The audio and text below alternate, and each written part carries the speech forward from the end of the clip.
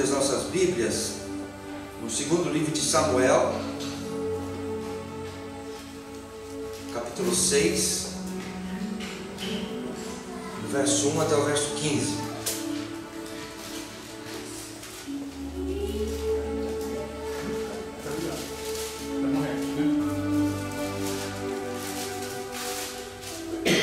Segundo livro de Samuel, capítulo 6, verso 1 ao verso 15, diz assim: tornou Davi a juntar todos os escolhidos de Israel em número de 30.000, dispôs-se e com todo o povo que tinha consigo partiu para Baalá de Judá, para levarem de lá para cima a arca de Deus, sobre a qual se invoca o nome do Senhor dos Exércitos, que se assenta acima dos querubins. Puseram a arca de Deus num carro novo e a levaram da casa de Abinadab, que estava no outeiro. Eusá e Aiô, filhos de Abinadab, guiavam o carro novo. Levaram-no com a arca de Deus da casa de Abinadab, que estava no outeiro, e Aiô ia adiante da arca. Davi e toda a casa de Israel alegravam-se perante o Senhor com toda sorte de instrumentos, de pau, de faia, com harpas, com saltérios, com tamboris, com pandeiros e com símbolos. Quando chegaram à eira de Nacon, estendeu Uzá a mão à arca de Deus e a segurou, porque os bois tropeçaram. Então a ira do Senhor se acendeu contra Uzá, e Deus o feriu ali por esta irreverência, e morreu ali junto à arca de Deus. Desgostou-se Davi porque o Senhor irrompera contra Uzá, e chamou aquele lugar Pérez Uzá até o dia de hoje. Temeu Davi ao Senhor naquele dia e disse: como virá a mim a arca do Senhor? Não quis Davi retirar para junto de si a arca do Senhor, para a cidade de Davi, mas a fez levar à casa de Obed-edom, o geteu. Ficou a arca do Senhor em casa de Obed-edom, o geteu, 3 meses, e o Senhor o abençoou, e a toda a sua casa. Então avisaram a Davi, dizendo: o Senhor abençoou a casa de Obed-edom, e tudo quanto tem, por amor da arca. Foi, pois, Davi, e com alegria fez subir a arca de Deus da casa de Obed-edom, a cidade de Davi. Sucedeu que, quando os que levavam a arca do Senhor tinham dado 6 passos, sacrificava ele bois e carneiros cevados. Davi dançava com todas as suas forças diante do Senhor, e estava cingido de uma estola sacerdotal de linho. Assim Davi, com todo Israel, fez subir a arca do Senhor com júbilo e ao som de trombetas. Eu daria o título dessa meditação nesta manhã de Deus de pequenas coisas. Este é um texto que, para algumas pessoas, ele é de difícil interpretação, de difícil discernimento. Por quê? Porque parece que existe uma severidade muito grande por parte de Deus em tratar uma pessoa que queria simplesmente ajudar. Você vê aqui que Uzá estendeu a mão para tocar a arca e segurar a arca, porque estava preocupado que a arca caísse e a arca poderia ser destruída, amassada de alguma forma. Mas existem ensinamentos preciosos aqui neste texto para nós, embora isso já faça tanto tempo, está lá no segundo livro de Samuel, no Velho Testamento. Mas a palavra de Deus, ela é viva e ela é eficaz. A palavra de Deus, ela é dinâmica e ela tem que ter aplicação para nós hoje. E eu entendo e aprendo algumas coisas com este texto da palavra, porque o rigor que Deus aplicou aqui não é rigor. Na realidade, o que Deus aplicou aqui é justamente aquilo que Ele disse que deveria ser feito, a forma como deveria ser feito, e não de qualquer jeito, e não de qualquer forma, ou a nossa maneira, porque a gente tem esse costume, né? Não, eu vou fazer do meu jeito, eu vou fazer da minha maneira, não, eu sei como é que faz. Ou então, vamos tentar diferente, vamos fazer de uma outra forma, porque já fazemos sempre assim, né? Mas existem certas coisas na nossa vida que elas precisam realmente ter uma metodologia Eu tenho que ser metódico e fazer sempre daquele jeito, porque daquele jeito funciona. E se funciona desse jeito, eu não vou mudar. E a palavra de Deus, ela deixa muito claro isso. Lá em Malaquias 3, verso 6, a palavra de Deus diz: porque eu, o Senhor, não mudo. O Senhor não muda. Porque às vezes nós achamos que Deus, Ele pensa como nós. Deus, Ele não pensa como o homem.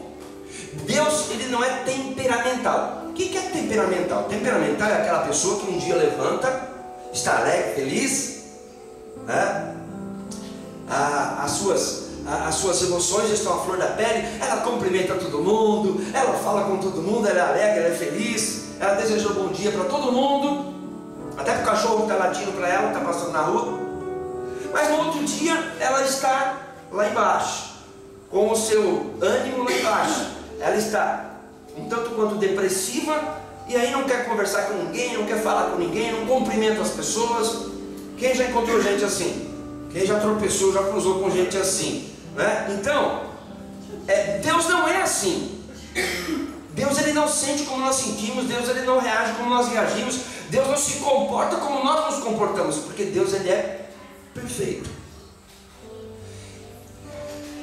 E aqui Deus diz assim: eu não mudo, aquilo que eu falei eu não volto atrás, aquilo que eu disse que eu faria eu vou fazer, independentemente das circunstâncias. Inclusive na minha e na tua vida, aquilo que Deus falou que vai fazer, que disse que ia cumprir, Ele vai cumprir, Ele vai realizar, porque Ele é Deus, Ele não muda, e a sua palavra não volta atrás. 2 Timóteo 2,13 diz: se formos infiéis, Ele permanece fiel, não pode negar-se a si mesmo. Se nós formos infiéis, Deus não vai nos respaldar. É isso que a palavra de Deus está dizendo. Ele não vai nos apoiar. Oh, mas Deus não é amor, Deus não me ama, Deus não é assim, Deus não é assado, Deus não é dessa forma. Ele tem que entender, ele tem que compreender. Não. Ao fiel, diz a palavra, Deus se revela fiel. Se formos infiéis, Deus não vai ser infiel, Ele vai permanecer fiel. Fiel a quê, irmão? Fiel à sua palavra. Ele permanece fiel à sua palavra, independentemente do nosso ânimo, independentemente do nosso humor, independentemente das decisões que nós tomamos. Se tomarmos decisões erradas, vamos colher os resultados e os frutos das decisões erradas que tomamos. Ah, mas Deus não é poderoso para perdoar? Sim, Ele perdoa, mas invariavelmente não, sempre tem as suas consequências por aquilo que fizemos de errado. Deus perdoa, mas temos que sofrer as consequências das decisões erradas que tomamos. Por exemplo, um casamento. Deus não te obrigou a você casar com aquela pessoa. Obrigou? E se não deu certo? Se não deu certo, Deus não é culpado. Você foi quem escolheu. Por isso o homem tem o livre-arbítrio. O homem e a mulher têm o livre-arbítrio. Por isso temos que pensar muito bem. Por isso temos que meditar e buscar em Deus aquilo que é bom, agradável e perfeito, como diz em Romanos capítulo 12, verso 1 e verso 2. A vontade de Deus é boa, perfeita e agradável. Para que seja a vontade de Deus, essas três coisas, essas três condições têm que estar presentes. É bom? É perfeito? Olha, é agradável? Então é a vontade de Deus. Na dúvida, não faça. Na dúvida, não tome a sua decisão. E assim, a primeira coisa que nós entendemos nessa passagem é: Deus, Ele não muda aquilo que Ele disse que Ele faria, Ele faria. Os critérios que Ele estabeleceu, as normas da sua lei, como deveria ser feito, Deus, Ele permanece com aquilo que Ele falou, porque senão Ele não é Deus. Se Ele muda, Ele não é Deus. Não é? Eu me lembro, já faz tempo isso, nunca me esqueci disso, porque certas coisas você nunca esquece porque elas são muito positivas, e outras você não esquece porque são muito negativas. E eu fazia parte de uma igreja batista tradicional, lá na Igreja Batista da Água Branca, quando estava na Rua Clélia. E tinha um determinado período do ano, um mês, em que os jovens, eles tinham o privilégio de subir no púlpito e pregar. Aqueles jovens que estavam mais capacitados, entre aspas, mais capacitados para pregar. E nesse dia subiu um rapaz, e ele, o nome dele é Gilberto. Ele subiu no púlpito e ele então pôs a Bíblia no púlpito, mas do começo ao fim da sua palavra ele não usou um único versículo, não usou a Bíblia. Ele ficou falando um monte de coisas, e eu fiquei olhando para aquilo e falei, meu Deus, o que eu estou fazendo aqui, escutando isso? O rapaz, ele chegou ao ponto de dizer assim, sabe, irmãos, quando os trovões e os raios lá no céu estão violentos e fortes, estão relampejando, e raios para lá e raios para cá, é porque Deus está nervoso, porque Deus está irado. Só faltando dizer que Deus estava fazendo uma mudança dentro de casa, arrastando os móveis, né? Mas Deus não é assim. Deus, ele não é variável. Deus, ele não é inconstante. Deus é Deus. Ainda bem que ele não é como nós. Em segundo lugar, aqui não adianta somente você querer fazer as coisas para Deus. Você tem que fazer com excelência. Porque a palavra de Deus diz lá em Jeremias 48:10, um texto duro, mas totalmente verdadeiro e prático para as nossas vidas. Maldito aquele que fizer a obra do Senhor fraudulosamente ou fraudulentamente. Jeremias 48:10. Eu não posso fazer as coisas para Deus de qualquer jeito. Já viram aquela coisa? Irmãos, eu vou cantar um cântico aqui, não tem ninguém que acompanha, eu ensaiei, nem lembro direito a letra, mas eu vou apresentar para o Senhor, porque afinal de contas Deus sabe, né? Deus recebe. Deus sabe? Deus recebe? De qualquer jeito? Quer dizer que para Deus é assim, de qualquer jeito, de qualquer maneira, na base do improviso? Não, para Deus não pode ser de qualquer jeito. Para Deus não pode ser de uma forma fraudulenta, porque eu estaria sendo desonesto para com Deus. Os critérios das empresas e dos trabalhos por aí, existem exigências que, como funcionário, como empregado, eu tenho que cumprir. E se eu não fizer direito, o que vai acontecer comigo? Vai para o olho da rua. Porque você é substituível. Se você não faz direito, o patrão vai arrumar alguém para fazer melhor do que você faz. E às vezes nós achamos que com Deus não, com Deus não, as coisas de Deus dá para fazer de qualquer jeito, dá para fazer do meu jeito, dá para fazer mais ou menos. Não. E é isso que aconteceu aqui. Eu vou explicar depois, você vai entender. Porque Davi fez as coisas do jeito que não era para fazer. Ele fez do jeito que ele achou que ele deveria fazer. Porque Davi era muito pragmático, Davi era muito objetivo e direto naquilo que ele queria fazer. Em terceiro lugar, isso não tem problema, Deus vai entender, né? São as pequenas coisinhas, as pequenas falhas que nós temos. Daí nos vem aquela máxima, que é uma verdade espiritual, que diz o seguinte, preste atenção nisso: de boas intenções o inferno está cheio. Você já viu isso, né? De boas intenções o inferno está cheio. É interessante que as pessoas, elas têm um critério de julgamento que é particular, é individual, é delas. Ou seja, não basta você ter boas intenções. Basta só ter boas intenções? É assim? Os fins justificam os meios? É assim? O mundo diz assim. Não. O importante é o seguinte: é aonde você quer chegar, é o que você quer fazer, o que você quer conquistar. Os meios que você vai usar para isso não importam. É ou não é a regra do mundo? O mundo não ensina, não diz assim. Mas com relação às coisas de Deus, não. As coisas de Deus não.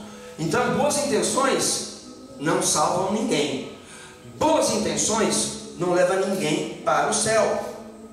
Olha, lá no livro de Cânticos, capítulo 2, versículo 15, diz assim: apanhai-nos as raposas e as rapozinhas que fazem mal às vinhas, porque as nossas vinhas estão em flor.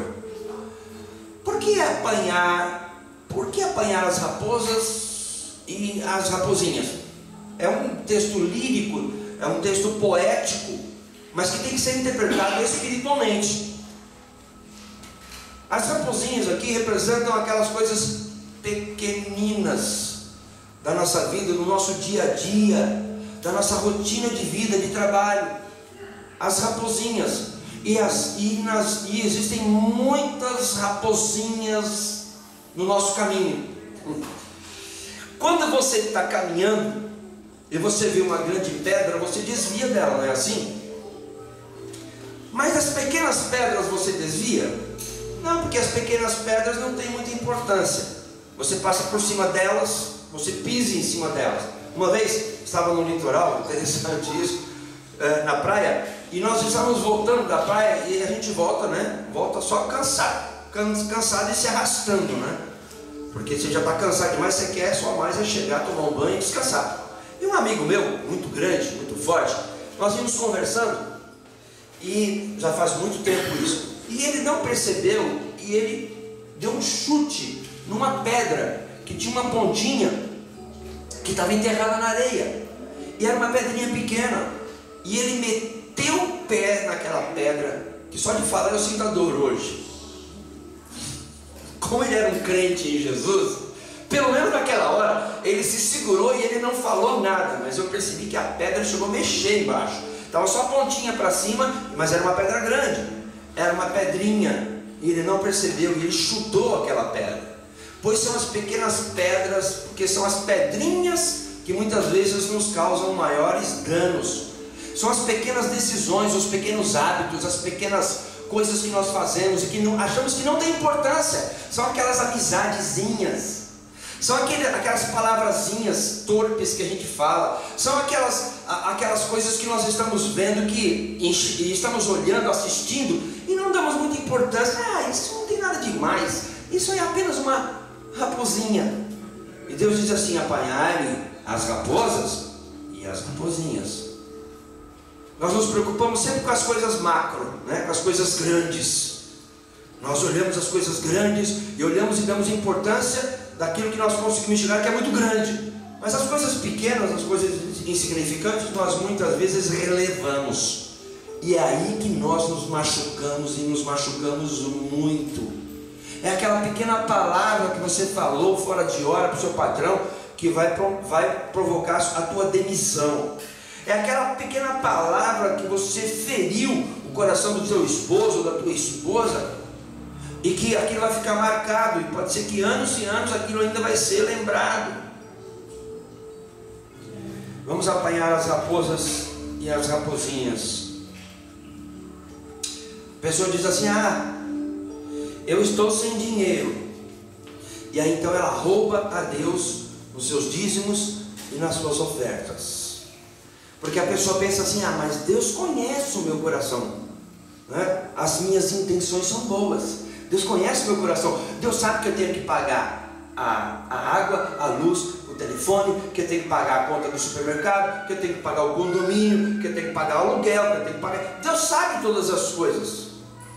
E aí então nós queremos torcer, nós queremos arrumar um jeito para que a nossa desobediência passe desapercebida diante de Deus.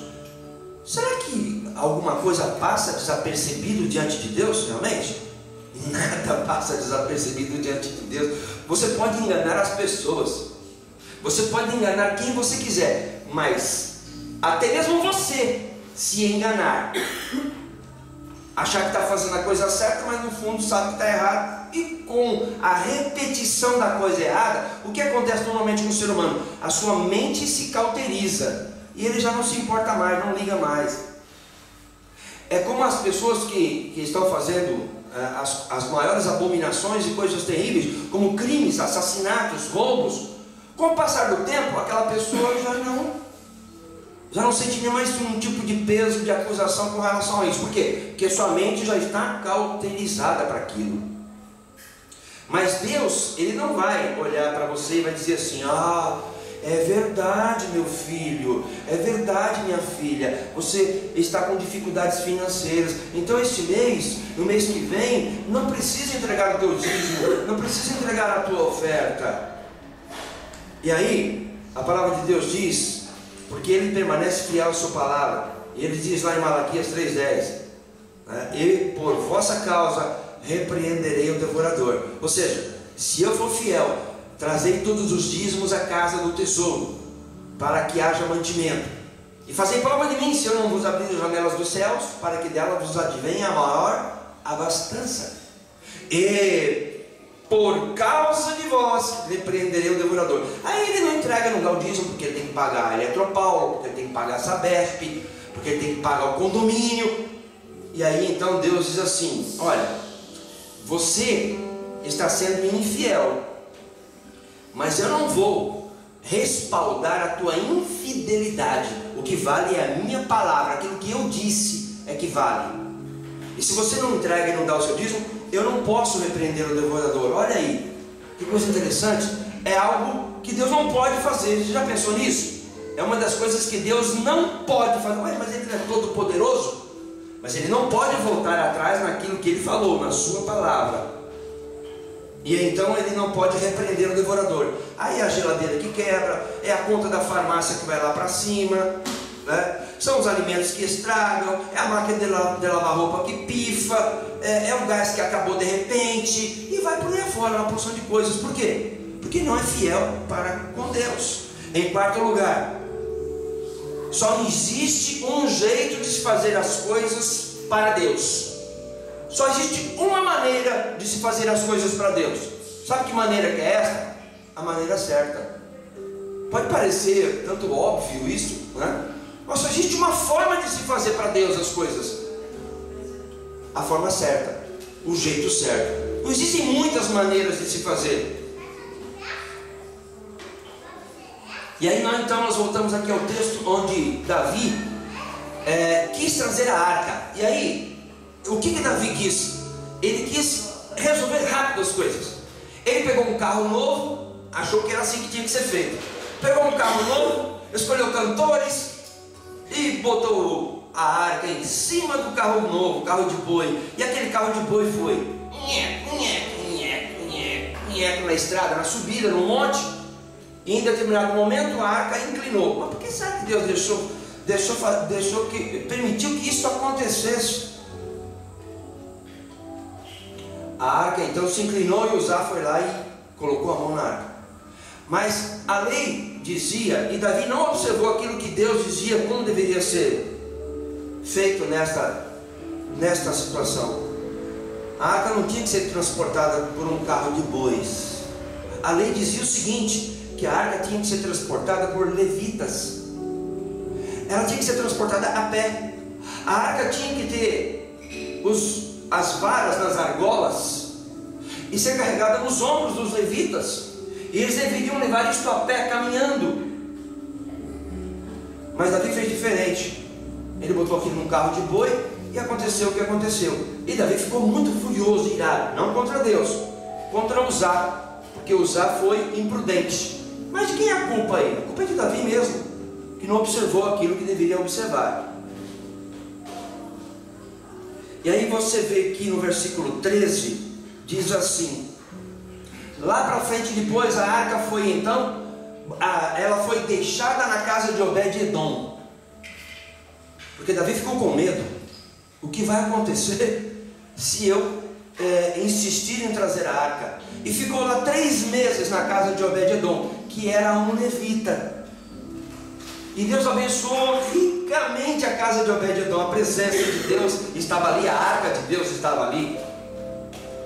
E aí então, quando chegou a notícia para Davi, olha, Obed-edom, porque a arca está lá, ele está sendo ricamente abençoado. Davi imediatamente pensou o seguinte: não, eu tenho que trazer essa arca para que toda a nação, todo Israel seja abençoado. Eu tenho que levar, eu tenho que trazer para a cidade de Davi, eu tenho que trazer isso para Jerusalém.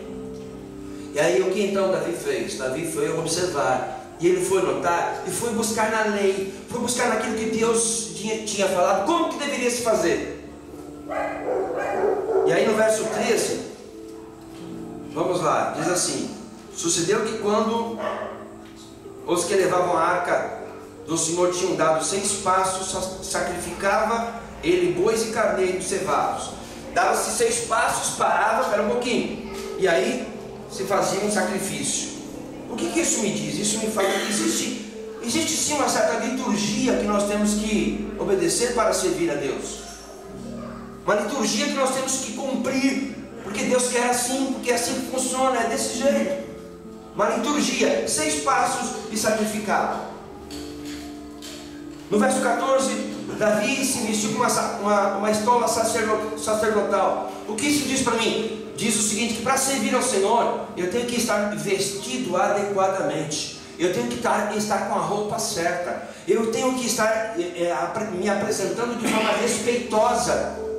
E existe a maneira certa, a forma certa de servir a Deus, de se vestir para se apresentar e para servir a Deus. Claro que isso tem muito mais importância com o nosso interior, porque as roupas, elas cobrem o nosso corpo, mas a própria palavra de Deus diz que nós devemos rasgar não as nossas roupas, que era um costume que o povo tinha, rasgava as roupas, se cobriam de saco e cinzas. E a palavra de Deus diz assim: rasgai os vossos corações e não as vossas vestes. Eu tenho que estar diante de Deus com o coração rasgado, com o coração aberto, com o coração sincero diante de Deus, para ser recebido por Ele. E no verso 14 ainda diz que Davi, ele fazia o quê? Ele dançava com todas as suas forças. Às vezes nós, por um capricho, eu estou cansado, hoje não dá, sabe, Deus conhece o meu coração, lembra, né? As intenções, boas intenções.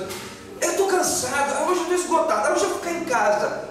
E hoje está muito comum isso, as pessoas não querem buscar a Deus, as pessoas não querem ir num lugar onde se busca a Deus, onde se louva a Deus. Por quê? Porque elas têm os seus compromissos, Deus sabe de todas as coisas. Hoje eu estou cansado. Vou dizer uma coisa para você: se você um dia falar isso, não vai ter um dia em que você não vai estar cansado, quando você quiser buscar a Deus, entendeu? Porque o diabo vai fazer com que você sempre se sinta cansado, estafado, esgotado, exaurido. Estou cansado. Não, Davi, ele louvou a Deus com todas as suas forças, até ficar esgotado, cansado. E ainda no verso 15 diz que eles apresentavam e estavam diferentes do que lá no início. Eles davam gritos de alegria, gritos de louvor e de alegria, para fazer a obra de Deus, para agradar o coração de Deus. Eu tenho que dar tudo de mim, eu tenho que entregar tudo de mim, porque Deus não está interessado em outra coisa que não seja o coração. Aí não é isso que Ele pede: filho, dá-me o teu coração. Filho meu, dá-me o teu coração. Porque do coração procedem todas as nossas paixões, as nossas vontades, desejos, sonhos, planos, frustrações, desânimos, tristezas, apatias. E aí então Deus fala assim: me dá o teu coração, me dá o teu coração, eu vou te curar, eu vou tirar esse coração de pedra e vou colocar um coração de carne, um coração que possa sentir a minha presença, que possa rejubilar, pular, dançar na minha presença, e você ser uma nova criatura, uma nova vida. Filho, me dá o teu coração. E irmãos, depois você leia lá em 1 Crônicas, capítulo 15, do verso 1 ao verso 15, como que Davi trouxe isso, explicando justamente que ele fez a coisa do jeito certo, da maneira certa. E então Deus se agradou de Davi e aceitou o seu sacrifício, aceitou a sua forma de fazer e de trazer a arca. Eu quero ler só 2 versículos. Primeiro livro de Crônicas, capítulo 15. Primeiro livro de Crônicas, capítulo 15, verso 13 e verso 15. Diz assim: pois, visto que não a levastes na primeira vez, o Senhor nosso Deus irrompeu contra nós, porque então não o buscamos segundo nos fora ordenado. Aí Davi entendeu: porque Deus levantou-se contra nós, porque a ira de Deus veio contra nós, porque não o buscamos segundo nos fora ordenado. Errar, todo mundo pode errar, está sujeito a erros, mas permanecer no erro não é uma coisa sábia. Verso 15, e Davi reconheceu isso. Verso 15: os filhos dos levitas trouxeram a arca. Está vendo aqui os levitas trouxeram a arca de Deus aos ombros pelas varas, e não num carro de boi, como Davi queria que acontecesse. Aos ombros pelas varas que nela estavam, como Moisés tinha ordenado, segundo a palavra do Senhor, segundo aquilo que Moisés tinha dito, Moisés tinha falado. Davi fez então o que todos nós devemos fazer, irmãos: avaliar a nossa vida, avaliar as nossas atitudes, as nossas escolhas e mudarmos. Porque, irmãos, se não mudamos, preste atenção, isso pode parecer um tanto quanto infantil, mas se não mudarmos, nada muda. Se eu não mudo, nada muda. Concorda comigo que lá no início nós falamos, Deus não muda. Então quem é que tem que mudar, irmão? Deus não vai mudar. E se algo precisa ser mudado, somos nós.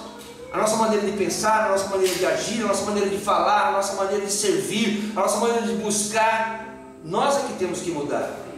E se eu não mudar, nada muda. Porque a outra parte, do outro lado, que é Deus, Ele não vai mudar. Ele não vai se tornar infiel para me agradar. Ele não vai me livrar dos problemas porque Ele é misericordioso. Deus, em seu caráter, em seu atributo, Ele é totalmente linear, ou seja, Ele está equalizado.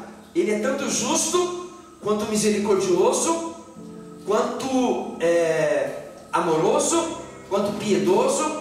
Deus, ele não é mais piedoso, mais misericordioso do que Ele é justo. Dá para entender? Deus é Deus, Ele é perfeito. Ele é perfeito.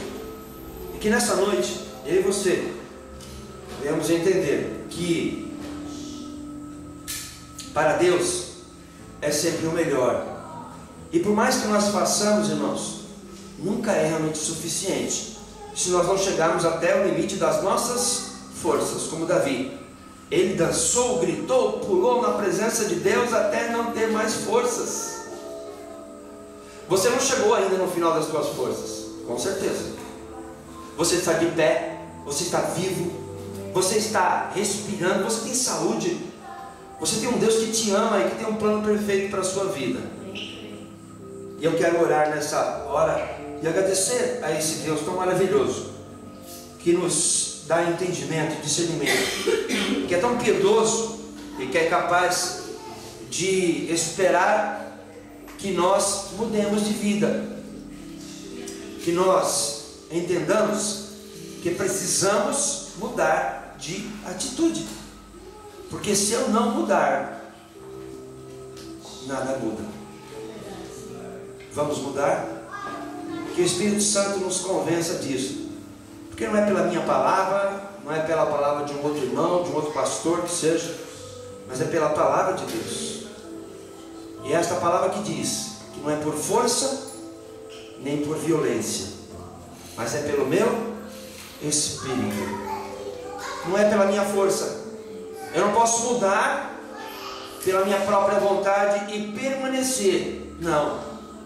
É pela presença, é pela unção, é pela graça do Espírito Santo de Deus na minha vida que eu vou mudar, que as coisas vão acontecer. Por quê?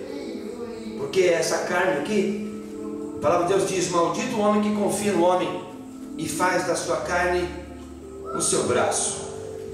Ou seja, não é que eu tenho que desconfiar das outras pessoas, não, essa teologia está errada, essa interpretação está totalmente errada. Eu não tenho que desconfiar das pessoas, eu tenho que desconfiar do homem que eu sou. Maldito o homem que confia no homem que ele é e faz da sua carne o seu braço. Até quando você vai confiar nas suas forças? Vai confiar em você e vai continuar lutando contra os aguilhões, vai continuar lutando contra as correntes que te prendem. Jesus quer te libertar, Jesus quer te mudar, quer te transformar e quer te fazer uma pessoa muito melhor, para a glória de Deus. Vamos orar, vamos ficar de pé. Senhor, nós cremos que grandes coisas estão por vir, grandes coisas vão acontecer, grandes coisas o Senhor tem preparado para nós, e nós estamos, Senhor, naquele tempo em que temos que esperar, temos que confiar, e nós, Senhor Deus, continuaremos confiando e esperando o Teu livramento, o Teu escape, a Tua resposta, Senhor. E nós cremos, ó Deus, que o Teu Espírito tem falado conosco nessa noite, que Ele aplique ao nosso coração esta palavra, para que nós tenhamos verdadeiramente o desejo de mudar. Que esta palavra fique, ó Deus, trazendo ao nosso coração este desafio, este desassossego, para nos inquietar de tal forma, Senhor, que nós queiramos mudar, nós queiramos realmente ser melhores para o Senhor, melhores, Senhor, aos Teus olhos, não aos olhos das pessoas, aos olhos do mundo, mas melhores aos Teus olhos, Senhor. Que o Senhor nos dê graça, que o Senhor nos dê sabedoria, que o Senhor nos dê entendimento, que o Senhor nos dê poder e ousadia para vivermos esta vida, Senhor Deus, totalmente pautada pela ação do Espírito Santo em nossas vidas. Por isso nós te pedimos agora, Espírito Santo de Deus, provoca, traz as mudanças que nós precisamos na nossa vida, a partir de agora, a partir de já, a partir de hoje, Senhor. Nós não queremos ser mais como nós somos, nós queremos mudar, nós queremos ser muito melhores, nós queremos, ó Pai, atingir a estatura de varão perfeito, que maneja bem a palavra da verdade, varão e varoa perfeita, que manejam bem a palavra da verdade, e não tem do que se envergonhar. Ajuda-nos a alcançar essa estatura, ajuda-nos a alcançar, Senhor Deus, este nível em nossa espiritualidade, Senhor. Lançamos sobre Ti toda a nossa ansiedade, inquietação, impaciência e desassossego, Senhor. Em nome de Jesus, assim nós oramos agradecidos. Amém. Amém. Glória a Deus. Glória a Deus. Vamos fazer